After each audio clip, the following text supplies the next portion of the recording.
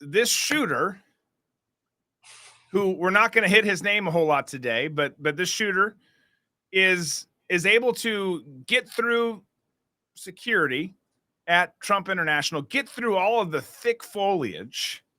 And we're going to, trust me, we're going to break all this down. Tom has a lot of great points and questions to ask, but he's able to get through all of that.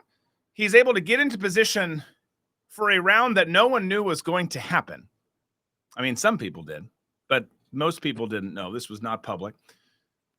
He was able to have a firearm. This dude is we'll show you some clips today. He is not just like a once over felon. He's a multiple time. This Joker's been arrested as many times as Cam has put a cock in her mouth. I mean, it is an extraordinary figure.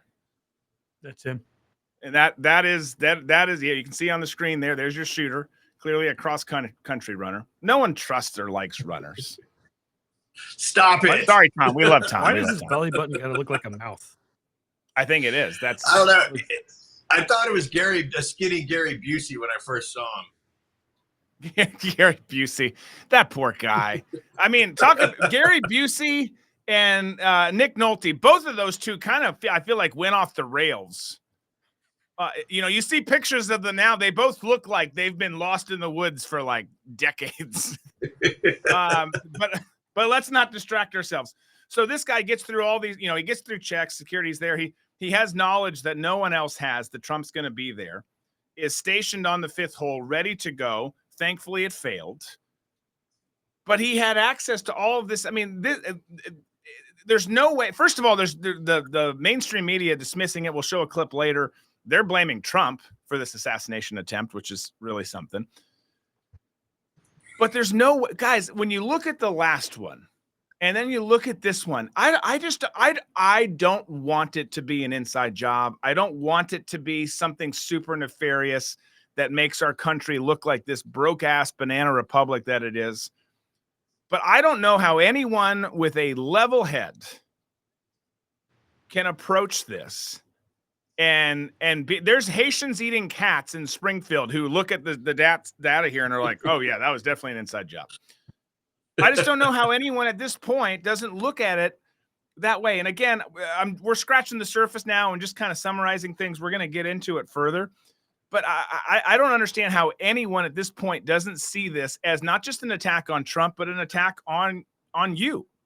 Well, what's crazy is you look at how for the one in Pennsylvania, we got no answers. We also had a dead shooter, all those things. And America wants answers. Right. And now it's kind of like, well, let's give him some answers. Yeah. Well, and on that point too, we still don't know. We know more, and obviously they know, but there has not been a substantive, real, well-documented, transparent investigation in what happened in the first assassination attempt. And here we are, and we've already got a second. Right. And one of the reasons why we have a lot of information, more than we did at Butler, after Butler, we kind of knew who the shooter was and so forth. But I got to credit Sheriff Snyder from Martin County, because he was 100% transparent from the moment that his deputies took this dude into custody. He was answering all kinds of questions. He showed up on the scene, and the PIOs of the Martin County Sheriff's Office were calling local media and saying the sheriff is going to be on I-95, get a camera and a reporter here, and he'll do a press conference. So Sheriff Snyder has forced the FBI's hand by putting as much information as he could about the shooter out there, and has kind of caused the FBI to backpedal, because they, I'm guessing, were pretty pissed that he was as forthcoming with the information as he was. As a matter of fact, those pictures that you showed of the guy with his shirt up, that I believe that was taken from the Martin County drone that was up. He's released body cam footage. He even somebody at the scene, one of his deputies, took cell phone pictures of the deputies putting the guy in the car, the guy sitting in the car, and he's just been totally transparent with the entire investigation so far.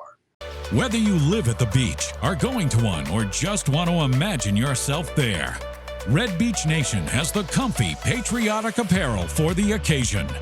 Founded by a former counterterrorism officer and war veteran of both the Afghanistan and Iraq wars, Red Beach Nation is committed to upholding the American values and principles that we all hold so dear. So grab your swag and rep the nation. Visit redbeachnation.com and use the promo code on your screen to save 10% off. Again, that's redbeachnation.com.